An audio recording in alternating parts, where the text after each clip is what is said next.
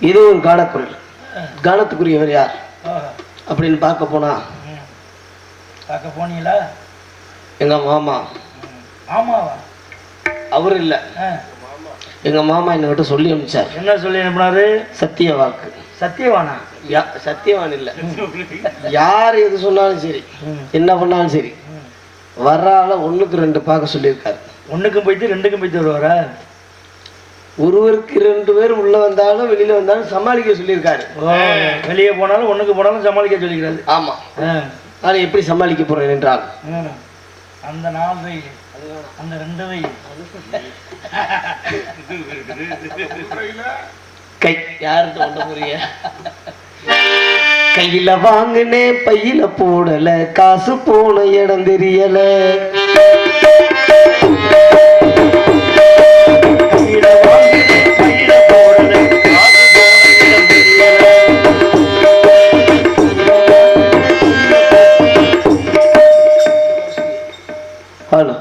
இதை குறைக்காதீங்க, அப்படி இருக்கு.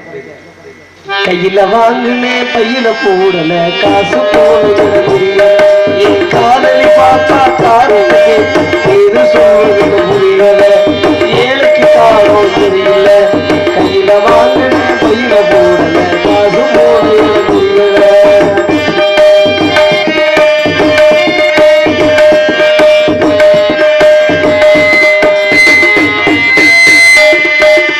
மாசம் 30 நாளும் வச்சு வருமா முடிச்சு உருவைய வச்சு,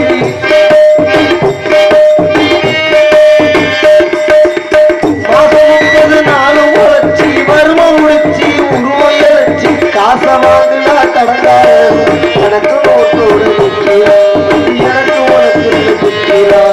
காசை வாங்கினா கடங்காரன் எல்லாம் கணக்கு நோட்டோட எனக்கு உனக்கு குத்திரா. கையில வாங்கினே பையில போடல, காசு போன இடம் தெரியல.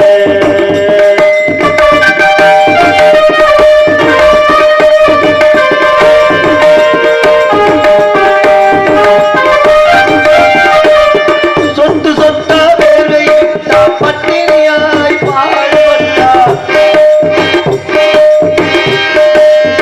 சொட்டு சொட்டா வேர்வை பட்டினியாய் பாடுபட்டா, கட்டு கட்டா நோட்டு கெட்டிக்காரு குட்டியிட குட்டியும் போது குட்டியிட, கட்டு கட்டா நோட்டு கெட்டிக்காரு குட்டிய அது குட்டியும் போது குட்டியிட. கையில வாங்கினே பையில போடல, காசு போன இடம் தெரியல. காதலி பாப்பா காரணம் கேப்பா, ஏது சொல்வது புரியல, ஏழைக்கு காரணம் தெரியல. கையில வாங்கினே பையில போடல, காசு போன புரியல, காசு போன தெரியல, காசு போன தெரியல. கானத்துக்குரியவர் யார் பார்ப்போம். கனகத்தில் பாட்டு பாடும், நாடகத்தில் போட்டு போடும் சமையலையா சமையலையா.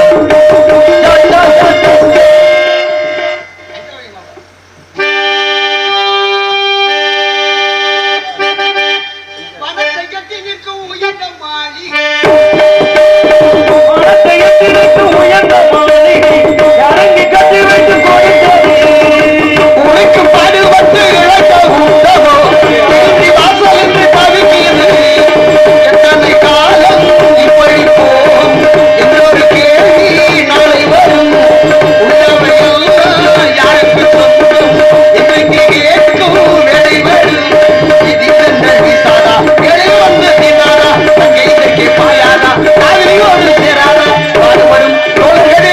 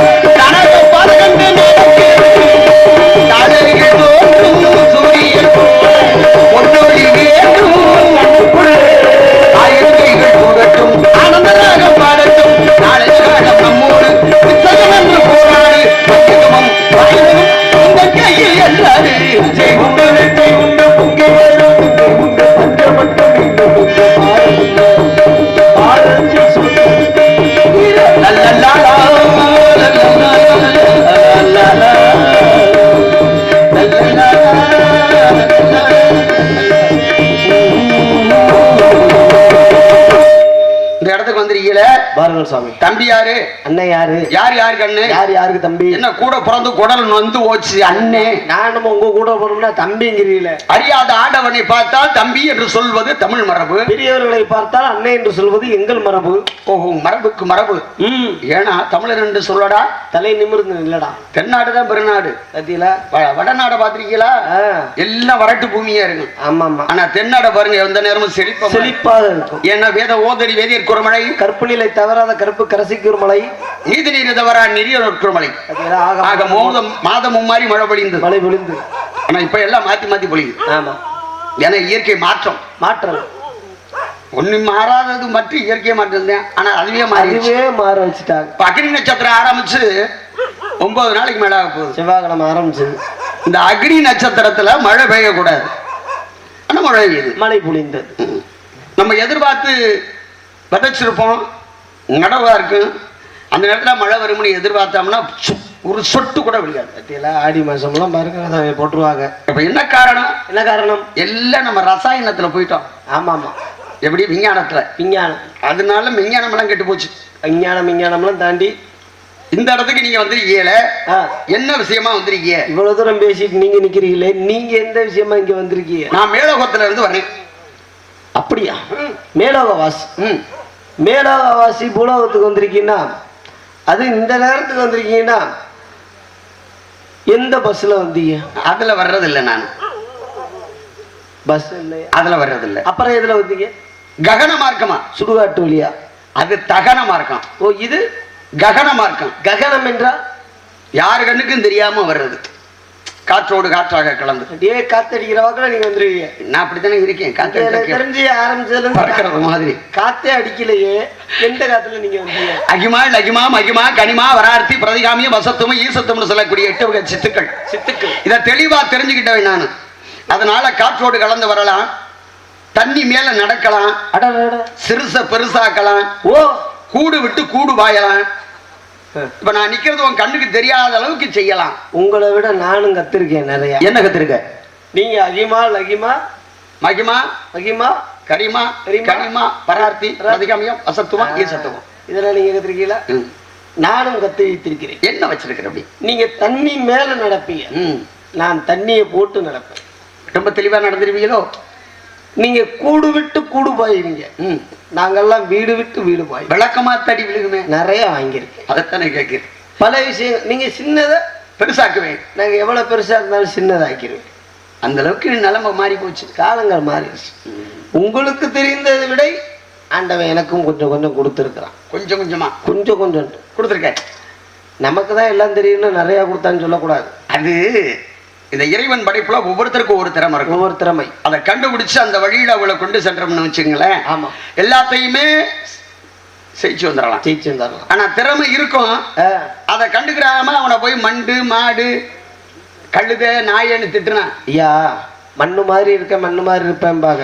ஆனா அந்த மண்ணுல எவ்வளவு விஷயங்கள் இன்னைக்கு நல்ல விஷயங்கள் இருக்கு. அகழ்வாராய்ச்சி நடந்துகிட்டு பாத்தீங்களா? எந்த மண்ணுல எந்த விதையை போட்டா எப்படி மரம் முளைக்கும், எப்படி செடி முளைக்கும், மண்ணுக்கும் உயிர் இருக்கு பாத்தீங்களா? அது போல யாருக்கும் எதுவும் தெரியல நினைச்சிடக்கூடாது, நமக்கு தான் எல்லாம் தெரியும்னு நினைக்க கூடாது. இப்ப நீங்க தூக்கணாங்குருவி பாத்திருக்கீங்களா? பனைமரத்தின் ஓலையில அழகா அழகா அதுக்கு வீடு, ஒரு கூடு, கூட்டுல கூட்டுல வீடு வைக்கும். நம்மளை பொறுத்தவரை அது கூடு, நம்மளை பொறுத்தவரையும் கூடு. ஆனா நம்ம பாருங்க, பூமியை தோண்டி அஸ்திவாரம் போட்டு அதுக்கப்புறம் ஒரு வீட்டை போட்டு அது மேல மாடி ஒண்ணு கட்டுறோம், மாடி கட்டுறோம். இது நம்ம கிட்ட இருக்கு கட்டம். ஆமா. ஆனா அதே தூக்கணாங்குருவி அந்த கூட்டுக்குள்ள மாடி வச்சு கட்டும். பாத்தீங்களா எவ்வளவு அழகா அழகா. அது மாதிரி நம்மளால கட்ட முடியுமா? எப்படி கட்ட முடியும்? உள்ளதே முடியல. 5 அறிவு பறவை அதால் முடிந்தது அழகா. 4 அறிவு பறவை. 4 அறிவு.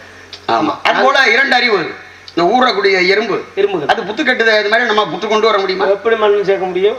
சரி இதெல்லாம் விட்டுருங்க, அதுக்கும் திறமை இருக்கு. ஆனா நம்மள மாதிரி அதுக செயல்பட முடியுமா? அது முடியாதுல்ல. ஆக இறைவன் படைப்பில் அனைத்து ஜீவராசிகளுமே உயிர் இருக்கு அப்படின்னு சொல்லிட்டா அறிவும் இருக்கு. நம்மள மாதிரி செயல்பட அதால முடியாது. ஆனா நம்மள மாதிரினா நம்ம மனுஷ இனம் போல செயல்படுறதுக்கு யாராலையும் முடியாது. அது தமிழ் மண்ணுல தமிழர்கள் போல் செயல்பட. அமெரிக்காக்காரன் 5 லட்ச ரூபா போட்டு ஒரு கார் வாங்குறான்னா, அமெரிக்காக்காரன் 5 லட்ச ரூபா கார் வாங்கிட்டான்னு சொல்லி எய்த்த வீட்டில் உள்ளவன் என்ன பண்ணுவான்? 6 லட்ச ரூபா செலவு பண்ணி இன்னொரு கார் வாங்குவான். அது போட்டி. போட்டி. ஜப்பான்காரன் 50 லட்ச ரூபா போட்டு வீடு கட்டுறான்னா உடனே என்ன பண்ணுவான், ஈத்தாப்புல 60 லட்ச ரூபா போட்டு வீடு கட்டுவான். ஆனா இந்தியாவில் அப்படி கிடையாது. அது தமிழ்நாட்டில் 5 லட்ச ரூபா 6 லட்ச ரூபாய்க்கு நம்ம வீடை கட்டிட்டோம்னா 7 லட்ச ரூபா 8 லட்ச ரூபா போட்டு செலவு பண்ணி எப்படா இவனை செய்வனை வைக்குதுன்னு செய்வனை வைப்பாங்க. ஐயா, அது சரிதான்டா. ஏன்னா பிறர் வாழ பொறுக்காதது. அது ஏன் குறுகிய மனப்பான்மை, குறுகிய எண்ணம், அது நிறைய இருக்கு சாமி. அதாவது முயற்சி திறவனையாக்கும் முற்றின்மை இன்மை புகுத்தி விடும். பாத்தீங்களா? ஆக முயற்சி செய்யாதார் இப்படிதான் செய்யணும். வாழ்றவனை கெடுக்கிறது. எப்படா கெடுப்போம், இவன் எப்படியா அடா. அதுக்குன்னு ஒரு விஷயம் இருக்கு பாரு. இவன் போய் கெடுக்கிறதுக்கான ஒருத்தண்ட போறானு, அவன் நல்லவனா, அவன் செஞ்சு கொடுக்கலாமா? அவன் செஞ்சு அவன் சம்பாதிக்கிறது, அவன் வயிற்று பழப்பு. அது போல இல்லாம அது போல இல்லாம தேவலோகத்துல சாமியாரை பார்த்தா ஒரு பையன் தான். ஏன் சாமியாருக்கு பயம்? ஏன்னா நீங்க தான் மை விற்கிறீங்களா? அந்த மையெல்லாம் நம்ம கிட்ட கிடையாது. பாக்குற பார்வையில ஈர்த்துருவீங்களா?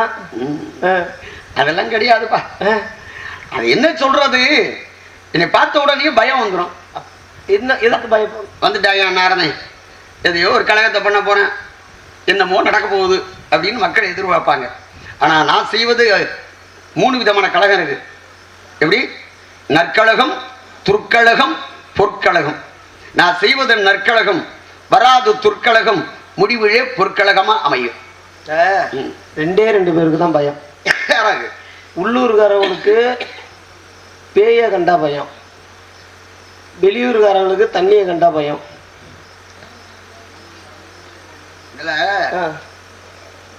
ஆன்மான்றது உயிர். உயிர் எந்த இடத்துல உடம்புல இருக்குன்னு சொல்ல முடியுமா? அது சொல்ல முடியாது சார். தூங்கும்போது வாங்குகிற மூச்சு சுழி மாறி போனாலும் மூச்சு, அந்த மூச்சு மட்டும் உடம்ப விட்டு வெளியில வந்துருச்சுன்னு வைங்க, சித்தப்பா பெரியப்பா அண்ணே மாமா மச்சான் சின்னாயி பெரியாயி அதெல்லாம் பேர் இல்லை, ஒரே பேர் தான். என்னன்னு சொல்லுவாங்க? பணத்தை எப்போ தூக்குவீங்க? அதை விட இப்ப சுருக்கிட்டு ஆகலாம் உங்களை நாட்டில். பாடி எப்போ எடுப்பீங்க? முன்னாடி எல்லாம் இறந்து போயிட்டாங்க அப்படின்னா பாட கட்டுவாங்க. ஆமா, ஆண்களுக்கு எத்தனை பல்லு வைக்கணும், பெண்ணுக்கு எத்தனை பல்லு வைக்கணும்னு அதுல ஒரு கணக்கு இருக்கு. 4 பேர் சுமந்து சுடுகாட்டுக்கு போனாங்க. இப்ப அப்படியெல்லாம் இல்லையா? நம்மள நமக்கு வீட்டுக்கே வருதாம்ல. ஆமா, நேராக கொண்டு வந்து அழகா உள்ள தள்ளி விட்டு லைட்டா எரிச்சு விட்டு சாம்பலை கையில கொடுத்துட்டு போயிடுவாங்க. அப்ப சுடுகாட்டுக்கு நீ இது போக வேண்டாம், உங்களை தேடி சுடுகாடு வருது. அதுதான் இந்த இயற்கை நிலையை மாத்துறது. இப்ப எல்லாரும் சம்பாதிக்கணும்னு ஆசை இருக்கத்தானே செய்யும். ஆனா எல்லோருக்கும் ஆசை இருக்கு. ஆசை அளவோடு இருக்கணும். அளவுக்கு மிஞ்சி போனா அமிர்தமும் நஞ்சிடான்ட்டான்.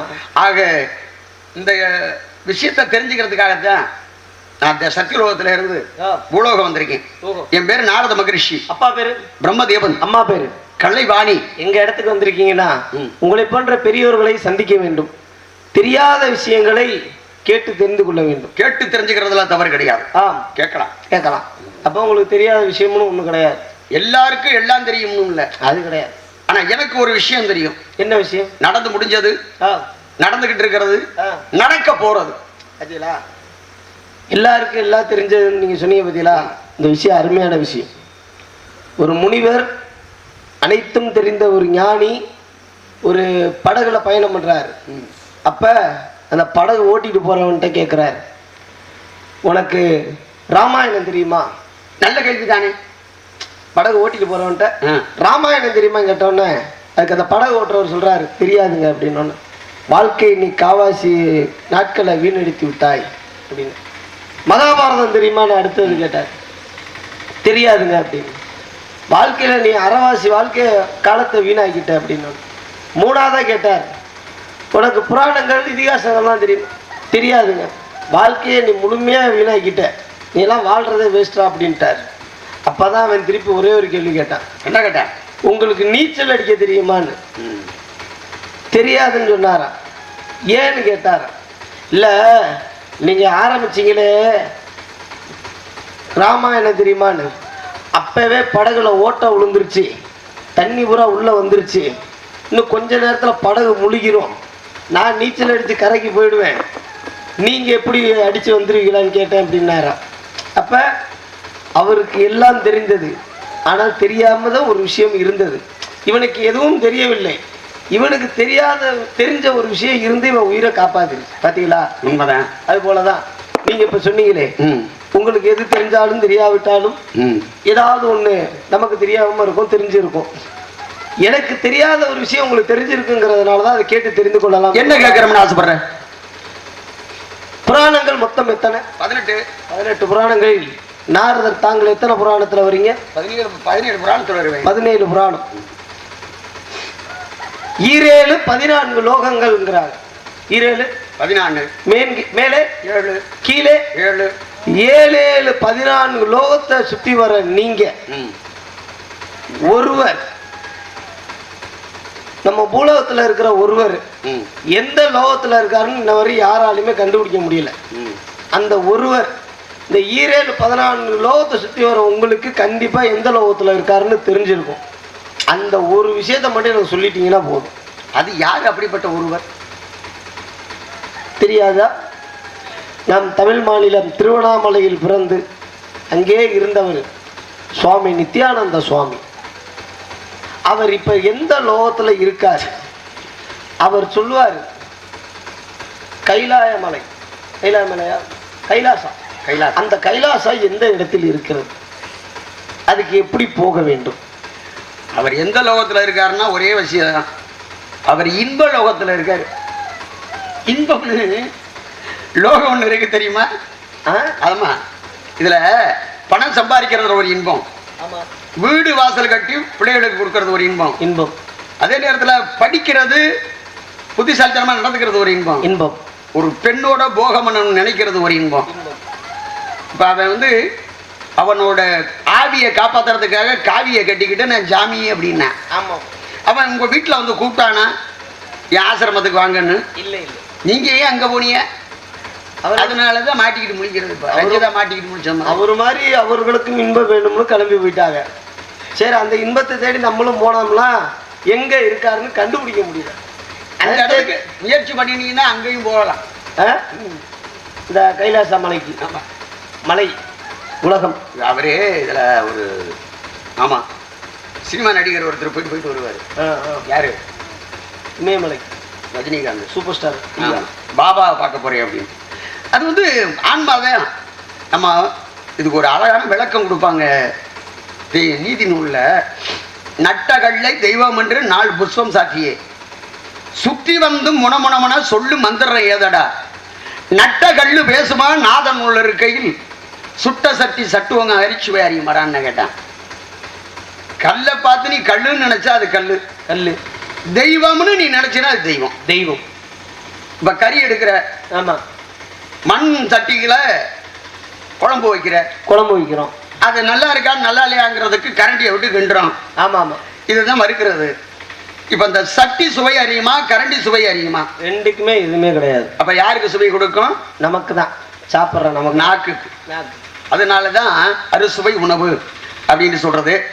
இப்ப என்னை பத்தி நீங்க தெரிஞ்சுக்கிட்டீங்கல்ல? ஆமா. இப்ப உங்களை பத்தி நான் தெரிஞ்சுக்கிறேன், கேளுங்க. உங்க பேரு வீரத்தேவன், உங்க அப்பா பேரு நம்பிராஜன், உங்க அம்மா பேரு நங்கை மோகினி. இங்க வந்திருக்கக்கூடிய நோக்கம் காவல். என்ன காவல்? திணைக்காவல். நீங்க மட்டும் தான் வந்திருக்கீங்களா? வேற யாரும் வந்திருக்காங்களா? ஒருவருக்கு இருவர் உள்ளே இருந்து காவல் பார்க்கிறார்கள், நாங்கள் வெளியில் இருந்து காவல் பார்க்கிறோம். அப்படி உள்ளே இருந்து இருவர் காவல் பார்க்கக்கூடியவர்கள் நாமத்தை என்னவோ? ஒருவர் வள்ளி, என் தங்கை. ஓஹோ. இன்னொன்று நான் கட்டிக்க போற பொண்ணு. அடே அப்பா, உனக்கும் ஒரு பொண்ணு தேவைப்படுதா? என்ன சாமி, குப்பையில கிடக்குற கொட்டாங்குச்சி ஒன்று கோத்துட்டு கிடக்குது, அதை தாண்டா செஞ்சு விட்டு அந்த ஆள போயிருக்கா மறைஞ்சு. யாரு? நீங்க சொன்னீங்கல்ல, நித்யானந்தா, பிரேமானந்தா. ஆமா. அப்ப நீனும் அந்த போகத்துல தானே இருக்க. சரி இருக்கட்டும், நீனும் ஒரு ஆண்மகன் தானே. இப்ப அந்த வள்ளியை நான் பார்க்கலாமா? அதுக்கு முன்னாடி அருமையான ஒரு நாள் கும்பாபிஷேகம். இந்த கும்பாபிஷேகத்தை 48 நாள் கொண்டாடுவாங்க. எதற்காக கும்பாபிஷேகம் 48 நாள் நடத்தப்படுகிறது? இந்த 48ங்கிற இந்த கும்பாபிஷேகத்துக்குள்ள என்னென்ன இருக்கு? ஏன் ஒரு 50 நாள் வைக்கலாம், ஒரு 15 நாள் வைக்கலாம். ஒரு விரத முறையே 48 நாள் தான் சொல்றாங்க. அப்படி என்னதான் இந்த 48க்குள்ள இருக்கு? 48 என்ன அதுக்குள்ள இருக்கு? மேஷம், ரிஷபம், மிதுனம், கடகம், சிம்மம், கன்னி, துலாம், தனுசு, விருச்சகம், மகரம், கும்பம், மீனம். இது 12 ராசி கட்டம். இந்த 12 ராசி கட்டத்திலையும் 9 கிரகத்துக்கு அதுல சொந்தம் இருக்கு. ஞாயிறு, திங்கள், செவ்வாய், புதன், வியாழன், வெள்ளி, சனி, ராகு, கேது. அடுத்து நட்சத்திரங்கள் இருக்கு, 27 நட்சத்திரம். ஒவ்வொரு கட்டத்துக்கும் 4 பாதங்கள்ல இருந்து 8 பாதம் வரை இருக்கும். இது போக வருடங்கள் 60. பரபப, விபப, சுக்ல, ஆங்கில, பிரமோத, பிரசுரபத்தி, ஆங்கிரச, ஸ்ரீமுக, பவ, யுவ, தாதி, ஈஸ்வரன். அப்படி 60 வருடங்கள். இதுல ஒரு ஜீவன் அதுக்குள்ள தான் பிறக்கணும், அதுக்குள்ளதான் இறக்கணும். அதான் கட்ட ராசி கட்டம்னு சொல்றது. ஒரு ஜனன காலம் அப்படின்னா ராசி கட்டம்ங்கிறது உயிர், லக்னம்ங்கிறது உடம்பு. இப்ப 2 கட்டம் சரியா இருக்கணும். பிறந்த நேரத்தை சரியா குறிச்சு எழுதுனா அவனுடைய வாழ்க்கை எப்படி இருக்கும் அப்படின்னு. இதுல 12 ராசி, 27 நட்சத்திரம், 9 கிரகங்கள். இதை கூட்டுங்க எவ்வளவு வருதுன்னு? மொத்தம் 48. அதுதான் ஒரு மண்டலம். இந்த ஒரு மண்டலம் சொல்லக்கூடியது அதுக்குள்ளதான் அடக்கம். அந்த 48 நாள் நீங்க பரிசுத்தமா இருந்துட்டு பாருங்களேன், உங்க உடம்புல ஆரோக்கியம் தெளிவா தெரியும். அதனாலதான் இந்த 48 நாள் விரதம் இருக்கிறது. அருமையா. சரி, இந்த 48ஓட எது சேர்ந்தால் 108 வரும்? 48ஓட 60 வருடம் சேர்ந்தா 108 வரும். இந்த 60 வருடம். ஆமா, தங்களுடைய பிள்ளைகள். ஆமாங்க, தமிழ் வருடங்கள். அருமையா. இந்த 18 48ன்னு ஒண்ணு சொல்றாங்க. அது என்ன 18 48? ஓஹோ ஓ ஓ, அது ஒரு தெய்வத்தை சேருது. இந்த 18 48 ஒரு தெய்வத்தை சேர்ந்து திருப்பி அதே 18 48 என்பது 65ஓடு ஒரு மனிதனை சேருது. அது எப்படி? ஹரிகரசுதன் அப்படின்னு சொல்லக்கூடிய ஐயப்பனுக்கு இருக்கக்கூடிய படிகள் 18. அதே மாதிரி அழகர் மலையில அழகிய சவுந்தரராஜ பெருமான் அப்படின்னு என் பாட்டனுக்கு முன்னாடி அவர் களவாட வந்ததுக்காக வந்த ஒரு காவல் தெய்வம் கருப்பசாமி, கருப்பர். அதை திருட வந்தவங்க 18 பேர், அந்த சிலையை திருட வந்தவங்க. ஆனா என்னை தவறான வழிக்கு நீங்க பயன்படுத்திட்டீங்களடா அப்படின்னு சொல்லி அந்த 18 பேரையும் வெட்டி கொன்னு அந்த 18 படிகளாக போட்டு மேலே ஏறி உட்கார்ந்துருக்கிறார். அது 18ஆம் படி கருப்பர்னு சொல்றது. இதுல 48 நாள் ஒரு மண்டலம் விரதம் இருந்து இங்க இருந்து போகும்போது எதுல வேணாலும் போகலாம், அதை பற்றி அவர்ல நடந்தெல்லாம் போக முடியாது. அந்த 18 படிகள் மீது ஏறி ஐயப்பனை வழிபட்டா மோட்சம் கிடைக்கும் அப்படின்றது ஆன்மீகம் சொல்லுது. அதனாலதான் ஒவ்வொரு படிக்கும் ஒவ்வொரு தெய்வம் இருக்கு. ஆமா, அதனாலதான் நீங்க 48 நாள் மண்டலாபிஷேகம்னு சொல்லக்கூடிய அந்த மண்டலத்துல இருந்து ஏன்னா தெய்வத்தை மதிச்சு ஏற போற இந்த 48 நாள் பரிசுத்தமாக விரதம் இருந்து அந்த 18 படிகளை நீ மேலே ஏறி போயிட்டேன்னா ஐயப்பன் உனக்கு அருள் கொடுப்பாரு. அதனாலதான் 18 48ங்கிறது. 48 நாள் விரதம் இருந்து அந்த ஐயப்பனை 18 படியை தொட்டு பார்த்தோம்னா ஐயப்பனை பார்க்கலாம். இது 18 48. ஆமா, திருப்பி அதே 18 48 அது எப்படி 65ல முடியுது? 65ஓடு சேர்ந்து மனிதனை சேருது. எப்படி? ஆமா சாமி, 18 48 65ஓட சேர்ந்து மனிதனை சந்தோஷப்படுத்துது. புரியல, புரியுற மாதிரி சொல். உலக கணக்க சொல்றேன் கேட்டு. ஐயப்பனை நீங்க சொன்ன மாதிரி பார்த்தாச்சா? பார்த்தாச்சு. ஐயப்பனை பார்த்து கீழே இறங்கி வந்து நைட்டு வீட்டுக்கு ஒரு ஃபோன் பண்ணுவோம். என்னன்னு? சாமியை நல்லபடியா பார்த்துட்டேன். எப்படியாதான் நைட்டு 1 மணி 2 மணி ஆயிடும் வீட்டுக்கு வரதுக்கு. அப்ப எல்லாம் கடை பூட்டி கிடக்கும். ஒரு 18 48 வாங்கி வச்சிரு. அது என்ன 18 48 வாங்கி? என்ன புரியல எனக்கு. இங்க யாருக்கு அந்த பழக்கம் கிடையாது. அதனாலதான் எல்லாம் அவங்களே என்னன்னு யோசிக்கிறாங்க. அந்த 18 48 வாங்கி வச்சிட்டீங்கன்னா நான் வீட்டுக்கு வந்தோடனே ஒரு 65 என்ன என்ன அது ஆங்கிலத்தில் மொழிபெயர்த்தால் 65. 18 48ஓட சேர்த்து இந்த 65 தொட்டுக்கிட்டு சாப்பிட்டோம்னா 18 வயசுல சாப்பிட ஆரம்பிச்சு 48 வயசுக்குள்ள ஜோலி முடிஞ்சுவோம். அது ஒரு அர்த்தம் தான். அதோட போய் சேர்ந்துட அவ்வளவுதான். பரவாயில்ல சாமி, சரி இருக்கட்டும். இப்ப நான் வள்ளியை பார்க்கணும், அவ்வளவுதான். அதுக்கு முன்னாடி ஆளு குள்ளி ஒண்ணு இங்க வர சொல்லுங்க பாப்போம். சென்று வாருங்கள், அழைத்து வருகிறேன்.